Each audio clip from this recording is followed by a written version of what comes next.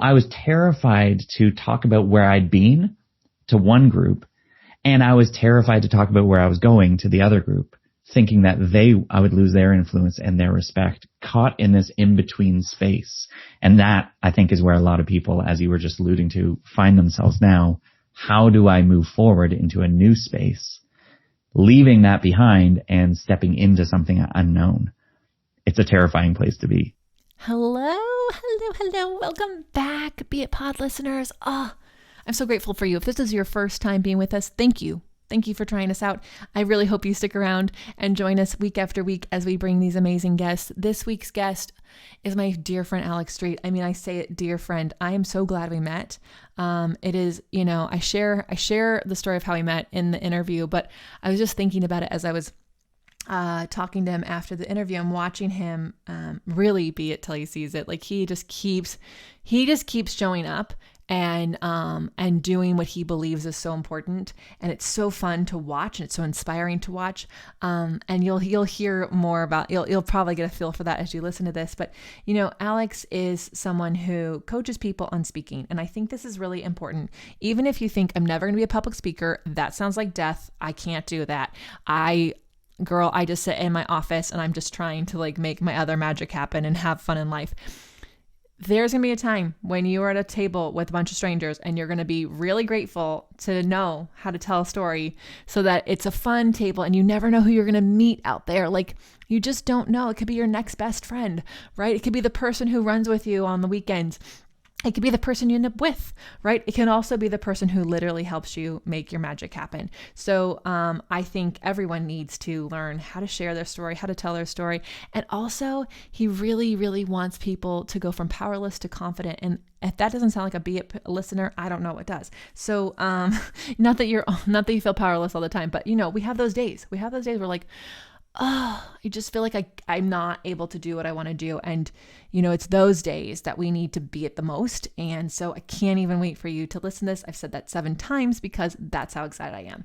So Be It listeners, please check out the show notes for Alex's full bio, but you're going to hear a total Canadian. Which makes me laugh. And I tried really hard not to laugh out loud, but I love his Toronto-ness, and he is I was an ex-youth pastor, now turned speaking coach. So think about youth pastor. If you have to get hundreds of 14-year-olds to listen to a story about something, he must be a great speaker. So you're in for an awesome ride. He's also the father of 3 kids, which just, who doesn't love that? So without further ado, we're going to do a brief message and I'll be back with the interview with Alex Street. Welcome to the Be It Till You See It podcast, where we talk about taking messy action, knowing that perfect is boring. I'm Lesley Logan, Pilates instructor and fitness business coach. I've trained thousands of people around the world, and the number one thing I see stopping people from achieving anything is self-doubt. My friends, action brings clarity, and it's the antidote to fear. Each week, my guests will bring bold, executable, intrinsic, and targeted steps that you can use to put yourself first and be it till you see it. It's a practice, not a perfect. Let's get started. Okay. Hello, everyone. Hello, my dear friend, Alex Street. I'm so excited that you're here. I'm really excited we get to spend this morning together. You are one of my favorite humans on this planet. And when I was creating this podcast, I wanted to make sure that you were on it specifically because your story is so inspirational. But you don't just have one story that's inspirational. There's many parts of you and facets to you that I want to share with everyone. And so I want to let you introduce yourself to the listeners and the viewers here. So Alex, take it away.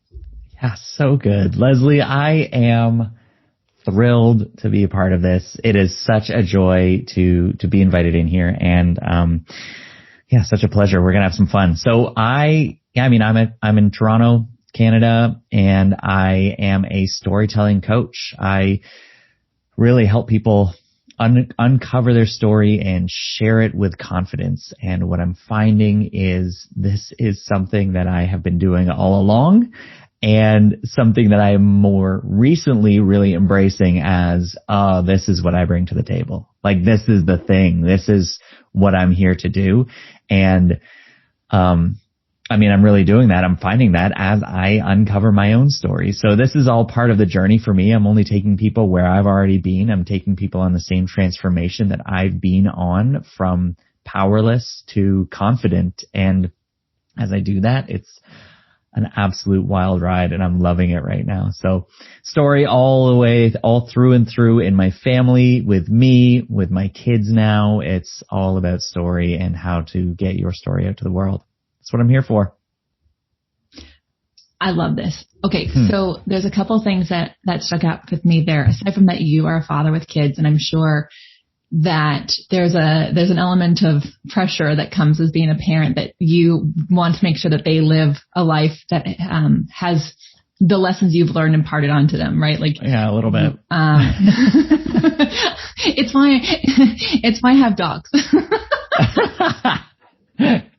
So good. I love that you just said in this that you have discovered that story as your thing all along.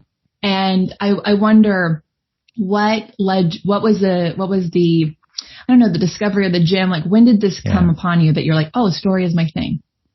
Yeah, it's just rooting down. It's doing the work. It's having the bravery. I think that's all that it was. It was over the last really 18 months. I would say I got brave enough to go deeper and deeper and deeper into who I am, and to go to the roots of my journey.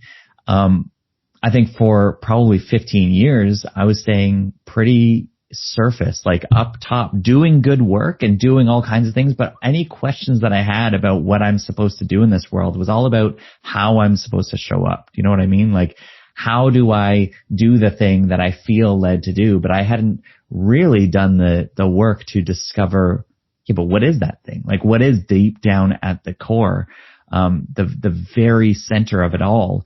What's driving me forward? So as I did that work, then I kind of, you break through the surface, and you break through the surface of just how I'm showing up or what I'm doing, and you really get to that why. And for me, storytelling, performing, that's been there all along, right from the start. And so then that becomes a through line, and I just see so clearly how it's very much even in my blood, I would say.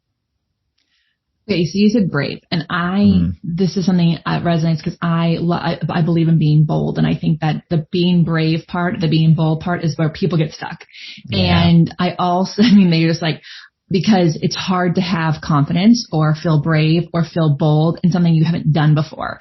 And you and I met in a mastermind, which, 6 months before that, I actually didn't know what a mastermind was. Same yeah. I'm with you. I know. But I was in a place in my life, probably similar to you, where I was very good, and I'm not being this like overconfident, like blabbing about myself, but like I was really good at what I did. However, there was this thing inside me that just felt like I was meant to do more, and I wasn't stepping into that.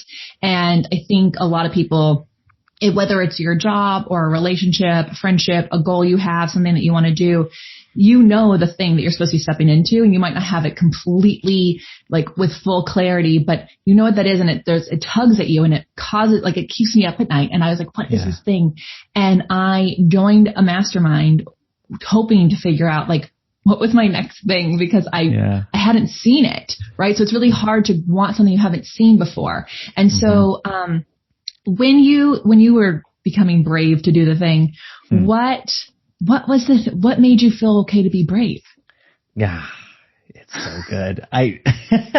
It's just so, like, you're tapping into, everybody's like, yeah, I get that. I feel that. Oh, she's saying exactly how I feel, because that's it. Like, most of the clients that I work with now are coming to me in that sort of a space saying like, I know that there's something, or there's something here, but I'm not saying it right. I can't get the messaging right. I don't know. It feels like I have two different stories, like I'm living two different stories. And all that it is, again, you're just up on this surface of like you did, coming in saying, how do I get the answer? How do I do this thing better? Or how do I do this thing more efficiently? And so how did I get to the place of finding that bravery? Oh man, many years of questioning, of doubting, of leaving opportunities, of rejecting opportunities, of jumping into the unknown, cue the Elsa music, of really just expanding and saying, I wonder what else is there. I mean, if we want to go right back, like I can take you into the story and the journey of like, you know, how I got to here, and we can go there if you want. Yeah. Because this is where, right, this is the relatable part of the story. Again, you can look at the last 3 years and be like, oh, okay, who am I based on these years? And I would say, no, look at what you want to do now and then say, where did that begin? And so for you, if it's like, I want to affect people, I want to help people build their businesses, and you go like, all right, where did that begin for you? Like that helpfulness, that entrepreneurial spirit, like were you making lemonade stands? What was this all about for you? And for me, I want to help people perform. I want to help people tell their story with confidence. And that then deals with speaking and performance and all kinds of stuff. And for me, that begins like second grade when my mom, who's an actress, put me on stage. She came into the school and directed a pantomime, which is like a kind of production that's just total silliness, right? And it was Cinderella. My brother was one of the ugly stepsisters. Like it was just bonkers. Which I'm so glad that he was, because I can still make fun of him. So he was that, and my mom created this scene with a teddy bear's picnic just so that I could be in the show and dress up like a teddy bear and play badminton. But something caught on to me there. Like that was it. I was like, this is fun. Whatever this is. Second grade, and I'm like, I caught the bug. And my mom hadn't performed for a long time, but then she got back on the stage, and I then grew up like as a young teen and teenager. I was backstage. Like I went to the theater with her. I would see, you know, she was in a production that would have a run of maybe 30 shows. And I was there for like 13, 15 of them.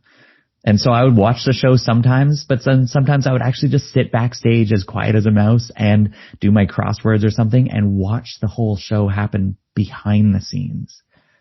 And I didn't know it then, right? But it was further enhancing, developing, growing this thing that it was planted inside me.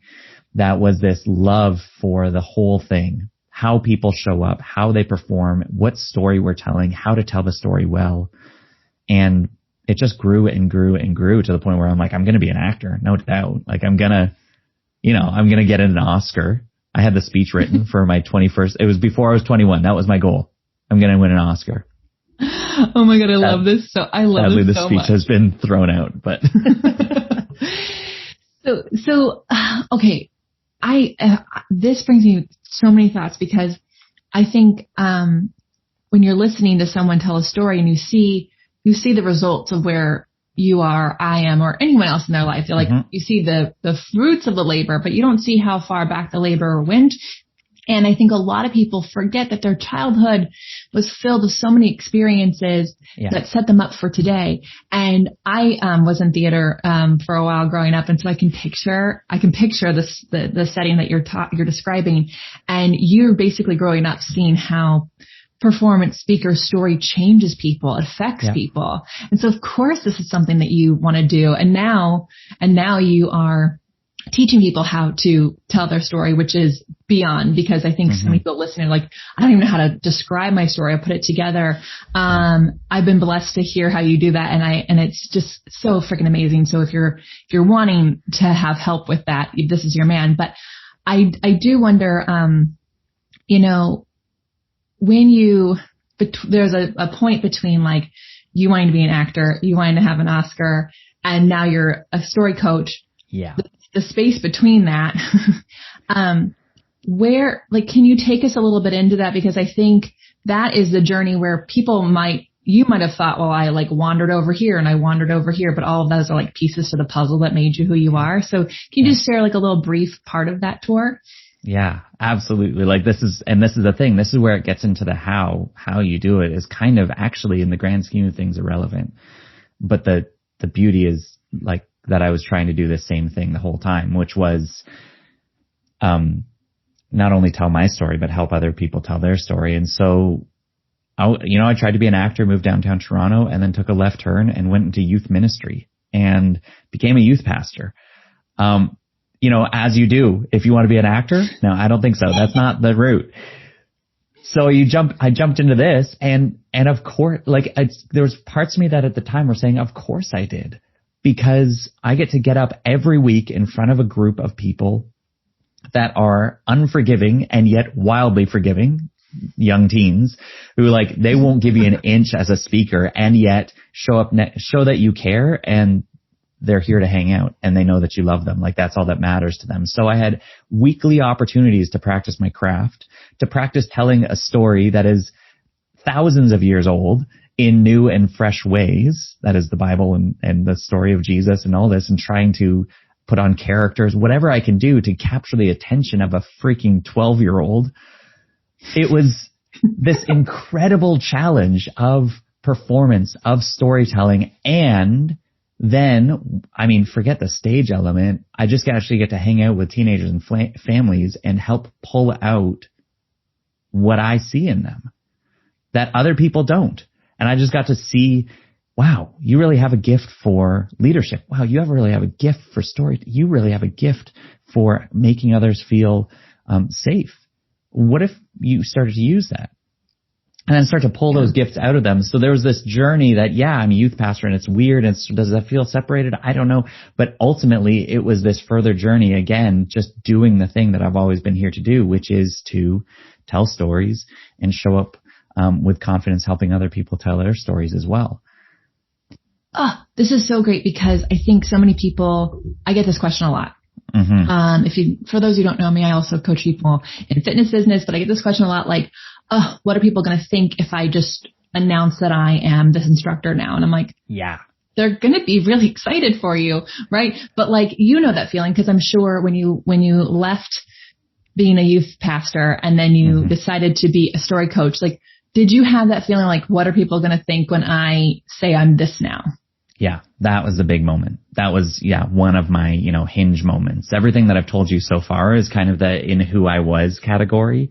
And then there was this moment where it was jumping into that mastermind, a couple years ago, where I was trying to figure out, what am I supposed to do? I know I'm supposed to speak. I'm not a youth pastor anymore. I left that about 5 or 6 years ago, realizing I'm not in that box anymore. And yet there's still something that I'm here to do. I'm here to speak in some way. And I saw this opportunity to help, to either speak with organizations or help those running organizations perform better, perform at a higher level.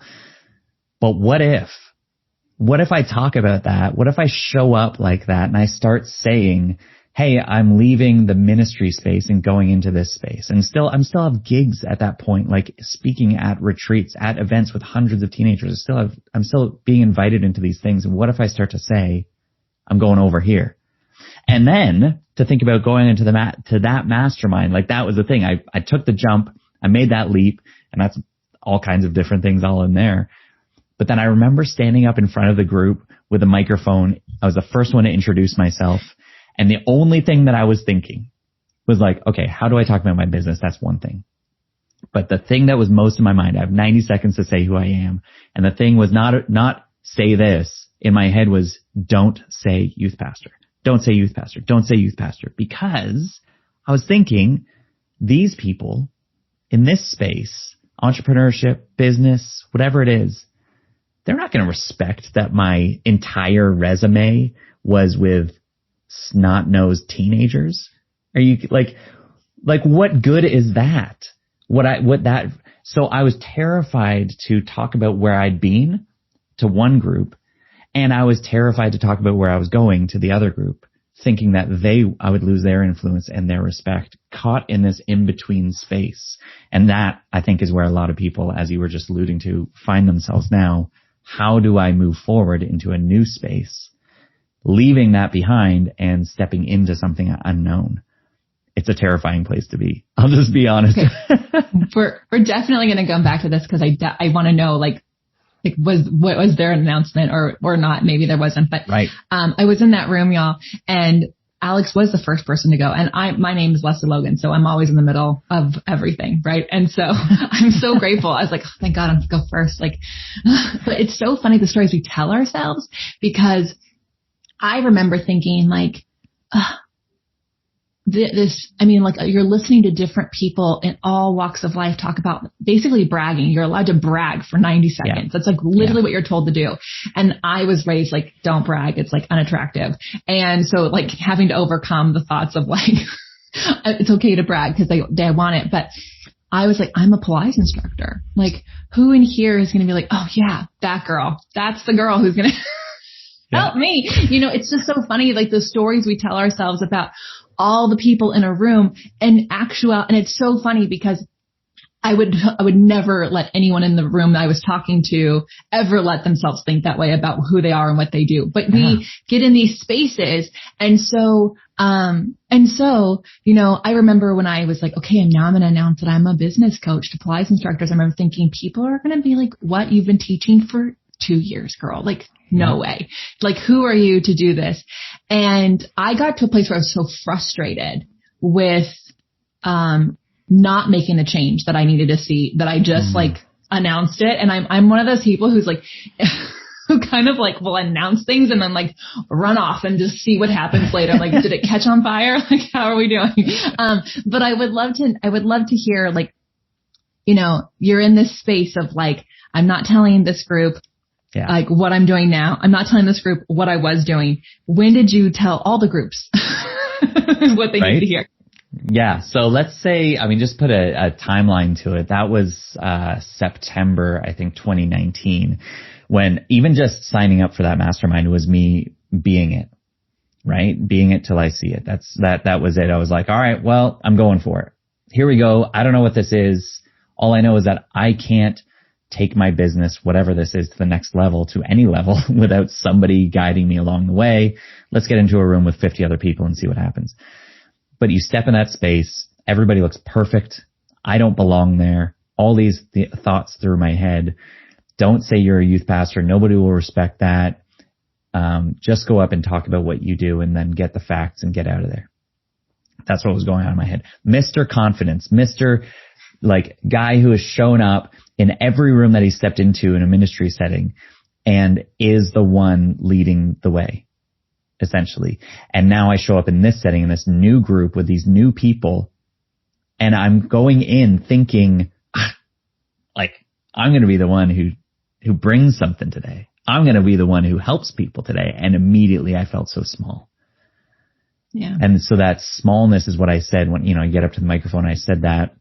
I share my intro. Eventually I did say, yeah, so my business is Gen Z Matters. It's helping organizations work with the next generation. And then I remember pausing and then filling the gap with, I'm an expert in this because I've been a youth pastor for 15 years. And my mouth kept going, but my foot was kicking myself. Like, yes, I was I was so frustrated with myself at that point. But the cat was out of the bag. That was it. It just sort of happened. And what came after that is what was important, because then I sat down. People were like, great, good job, good to meet you, all that stuff. I think it was the next session. Actually, you and I were at the same table together. And you said something to me, Lesley, that I still have in my notebook. You said, you are a badass. When you got up there and grabbed that mic, you knew your shit. We could see that. You had so much passion. We need more of it. And so I took that and went, whoa. So all these gifts that I thought were only valuable, of speaking, of all these things that I had not been affirmed of yet, were immediately being affirmed in this new environment. And that sparked something else inside me that like relit this flame to say, holy crap, this is possible.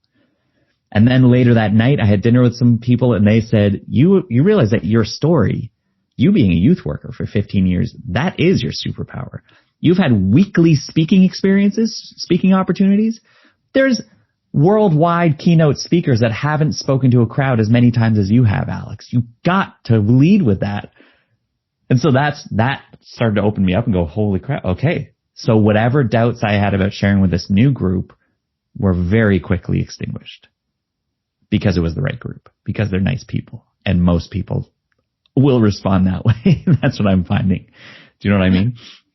No, oh my God, I do know what you mean. I want to just like go back for a second. First of all, y'all can't see this if you're listening to the podcast, but like I I didn't know what I was telling you would be that pivotal in your life. Y'all, I'm not so good with some words. Anyways, but so if you're listening to this, know that like when you are out, if there is something on your heart, say it to someone, because it might be the exact thing that they need to hear to take that next step, to take that next brave step. And so, thank you for sharing that with me, because I made a commitment to myself a few years back that like I was going to tell people the thing that was on my mind about them in person in the moment if I could, because it's hard to get that moment back. So I wanted to do that, and I'm so glad I did. I can't even tell you if it was like, I just knew I had to tell you that. And so I'm so glad you heard it. That's also really awesome. But you said it, be it till you see it. You went into the room. That is so bold. You went to a room with 50 people and you didn't feel like you were ready to be there. You're this intrinsic motivation of like trying to figure out what's next, what your next step is, right? Executable, like showing up, and then like the steps you took to act, like what you learned, you made some steps that you could do. And like you had this target audience that you were working towards, which I really like. So all these words can represent different things for different people, but you really, that whole moment was an absolute be it till you see it moment. And I love that it was like this little, you called it a hinge. It like was hopefully, or maybe it was the thing that put you on the other side. So you can go back to Toronto and go, yeah, y'all, this is what I'm doing now. And this is why I'm so good at it. So that, exactly. So that was like, that's one half of that sort of change. And then the other one was, so then that gave me the boldness to come back. And I was hosting a podcast at that point called Made for This. And it was helping people tell their stories and do and discover what you're made for. And I was like, I feel like I'm not even sharing my story of doing what I'm made for. So here's the chance. And I just turned on the microphone, and it was the most unscripted yet kind of scripted. Like I had my points, but I just said, I'm just going to go for this and speak from the heart and let it go, and told that journey. And that was a faith journey. That was a career journey. That was a family journey. Like I felt like there was so much in that to essentially come clean to, families, people that I've influenced and had and inspired and had incredible memories with for 15 years, that I was like saying, hey, this is what was going on. And it was just a movement away from kind of what I've always believed, or what I had believed at that point. And here's the shift, and here's why I think you can too. And here's what to do when you're not who you are. And that was the point of it all. And so then as soon as, I recorded it, and that's one thing. Anybody can go and record something and speak into a microphone with nobody in the room. Hitting publish on that baby, that was when my hands were shaking. That was when, I'm staring out the window, questioning everything. Is this a mistake? Why did I do this? About to hit delete. And I hit publish, and there was freedom. That's it. Absolute freedom to just go, who cares? Like, what was I so worried about? And then here's the key, this whole journey of me being afraid to share that story, because what are they going to think, or what are they going to think? Well, again, we had that one experience where, let's say you and I sit there, and my doubt was that you would respect me, and you actually showed up and said, holy crap, you've got something special here. And then when I release that, and I'm afraid that they're going to not respect me, the only people that came forward, nobody came forward and said, what? How terrible. This is awful. Everybody came forward and said, thank you. Can we set up a call, because I'm going through the same experience? Or thank you for sharing this. It's exactly what I've been going through, and I was afraid to tell anybody. And that just reinforced, further solidified this belief that I have that drives everything, that stories change the world. When you share your story, it will actually change those that hear it. And that belief is what drives me forward. And if we all believe that, then we'll find the confidence we need to share what we've got. Oh, I'm in love with this, because I think, because I resonate so much with this whole idea of like, you're about to hit publish and you're like, oh my God, this is it. Like, this is when it's going to go out. And like, what, and it's so funny, because I think, I'm really grateful. My husband, because I do share, I'm like, this is what I'm afraid of, because it's easier. If you just like put it out there, like all of a sudden, a lot of the fear is like, it sounds so silly when you say it out loud. Sometimes you're like, right? Really? Like, that's so weird. But, but I think oftentimes we don't actually acknowledge what that fear is. Like, what is the fear that is going to happen? And we have it in our head, but we don't actually speak it out loud. And when you speak it out loud, it doesn't actually give it power. It actually, I think, takes a lot of that fear away, because you see it black and white, like, this is it. And it's like, really? Is that really what's going to happen? Like, you can really have that conversation with yourself. But I love that you didn't delete it and you did hit publish. And I wonder, were you like refreshing your email or reviews, or like, were you like checking to see if people had any responses, or did you just like, were you like me? You're like, publish, run away. Yeah, definitely. There was a sense of, okay, who's going to see this? Who's going to listen? And, it was like there was 150 listeners per episode. Like, this is not a massively published thing. This is, but even to that end, it's mostly people that knew me, I think, at that point, who are listening to it. So now anybody that knows this is going to hear the journey. And so there was a little bit of that, but then this letting go, I think what happened when I hit publish was actually me letting go of those expectations and those, what are they going to say, kind of,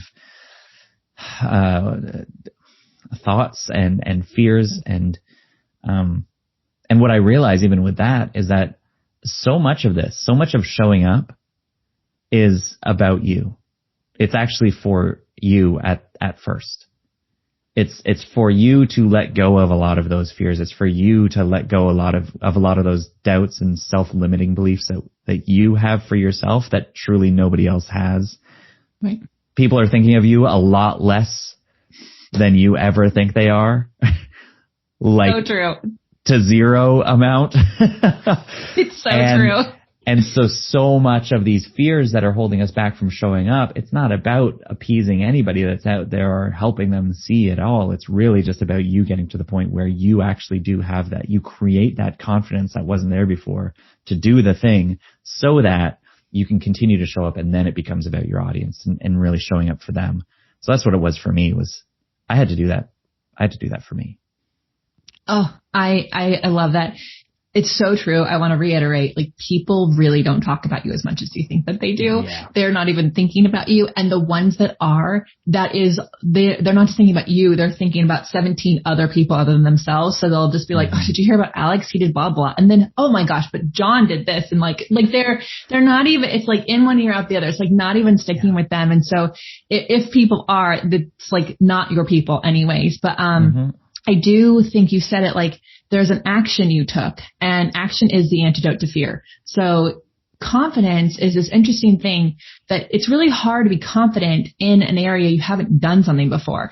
It's hard to step in confidently going, I am a stories coach, if you've actually not coached anyone on stories. And I've been doing a lot of research on this because people are always asking, like, Lesley, you're just so confident. And it's like, really, I do most things scared as fuck. Like, seriously, like, including this project of a podcast. But I know that the more I take action towards the thing that I want, the less the fear has the power, the less like things that are stopping me from doing it. And you get so much clarity from that. And you get a lot of like, you get that boost of confidence. It comes from that. And I think, I was talking with, my therapist, which I think everyone needs someone like that, about confidence versus self-esteem. And she's like, Lesley, you can have confidence on a snowboard and be not confident on skis. It's not it's not something you have all the time, right? Yeah. It's like confidence is very much in the moment, and you can have it, like you can make it happen. It's a state of being, but it's not necessarily like if you're not confident in one thing, then you're not confident, right? Yeah. And it's a difference on like self-esteem, which is like where you believe in yourself more than you don't, like as a high self-esteem. That's how I'm thinking of it. And maybe over time, as I research it, it will change. But I feel like the more people who are listening to this, the more people take action towards the thing that they're wanting, the less the fear is control, and the more confident you'll become because you'll have done something in that area of what you want. It's like kind of a cheat in a way. Well, right. And so much of fear and that doubt, like take it to snowboarding, you're going to be terrified that you can't do this thing. And it's a completely made up scenario. And so whether it's can I actually make it down the hill and survive without hitting a tree? Well, it's made up until you have the evidence to see it, to know if you can balance on that thing or not. And it's the same with, if I put this out there, what will people think? If I start talking about myself in this way, what will my old clients think of me? What will the new clients accept me? Like, there's all these questions that we make up without taking any steps of action. So you're creating this terribly convoluted and complicated story it's a choose your own adventure in your mind, and you're not actually going down any path, and it's wildly exhausting. Like, no wonder we're walking around overwhelmed, tired, distracted, because you have 16 narratives going on in your head about what's about to happen. Instead of saying, this is, I think, where I'm being led. This is consistent with my story. And so I'm going to take this next right step, and we'll see if it's the right step. If it's the right step or the wrong step, at least it's a step. And that might just be the most confident thing that we can do today, and call it confidence. Don't call it a whim. Don't call it an accident. Don't call it, I don't know, I'm just winging it. No, that action, as you say, Lesley, that is it. That is confidence. To go and do anything today. I mean, not to belittle it, but like, that's it. If you show up, you're creating confidence. And I think that's it. We expect confidence to be this thing that you're born with, and it's simply not. It's something that's created in you, and it has been created as you believe, as you find the boldness, and you learn to bounce back. Oh, I love this. You're not born with confidence. It's something I love that so much. All right. Mm-hmm. So, Alex, I want to make sure that listeners hear a B.E.I.T tip from you. So, what is a bold or executable, intrinsic or targetable tip that you could give those listening? Because I'm sure they've resonated with you so much, and a tip from you might just be the next first step they should take. Yeah, I love it. I think my tip, my encouragement will be kind of all of those things. And it really is, get someone to help. That's for me. I've had friends that have had conversations with me all along, and I adore these people. I have been on the journey with them, and yet they don't understand exactly the choices that I want to make, or the world that I want to get into, the work that I'm doing now. They don't understand a level of that. And if they do, they can tell me things, they can challenge me in certain ways, but not specifically around like, what's my business going to do and what's my impact going to be? And so I would say, the bold, executable, intrinsic and targetable, invitation or tip is, really to nail it down, it's get a coach.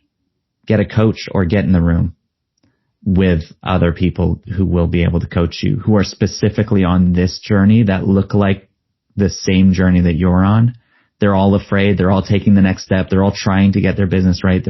Or they understand where you're at and how to get you into the next one. Will challenge you ruthlessly, and will target in on what your need is, and will help you get there.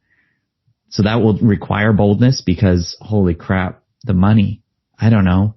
It's executable because, I got to find someone, and then I got to say yes. Yeah. And instead of just letting it hang there, the intrinsic drive is, all right, okay, I know I need to make a change, but it's not happening on your own. So let's listen to that intrinsic sense that is bringing you towards community and bringing you towards others, and find that help. And then the targetable is get it done. Do you have a coach or not? If you don't, then it's not happening. So I would say that for me, that's been my game changer. That's the way that I'm helping people now, and seeing that happen in their life, those that are bold enough to step in and say, help me understand my story. And you all, it turns into Alex change. Alex helps so many, you help so many people. And so where can they find you? What's your Instagram handle? What's the best way people can get in touch? Yeah, fantastic. So my website is alexstreet.ca. You can kind of find all the info there. And then, I hang out on Instagram all the time. So that's @StreetSays. Oh, Y'all, if any, I know so much probably resonated with you, but do us a favor, screenshot this, share it, tag us both, and please put a takeaway. Like, what is something that you took away from this, so that Alex and I can hear what resonated with you and root for you and cheer you on this way. Like, you're not alone in this journey. And, I'm so grateful for you, listening. I'm so grateful for you, Alex, being here to share your story. I couldn't think of someone better to bring on the show to actually talk about story and share it. I'm so grateful we met. Nothing happens by chance. We were meant to be in that room together and meant to put in that small group together. And I'm really excited to see where we both go from here. Thank you for being here. Oh gosh, Lesley, this is so good. This has been such a joy. You're a fantastic host. Thank you for leading us through this conversation. I'm truly excited for how this will help people. That's all I got for this episode of the Be It Till You See It podcast. One thing that would help both myself and future listeners is for you to rate the show and leave a review. And follow or subscribe for free wherever you listen to your podcast. Also, make sure to introduce yourself over at the Be It Pod on Instagram. I would love to know more about you. Share this episode with whoever you think needs to hear it. Help us and others be it till you see it. Have an awesome day. Be It Till You See It is a production of As the Crows Fly Media.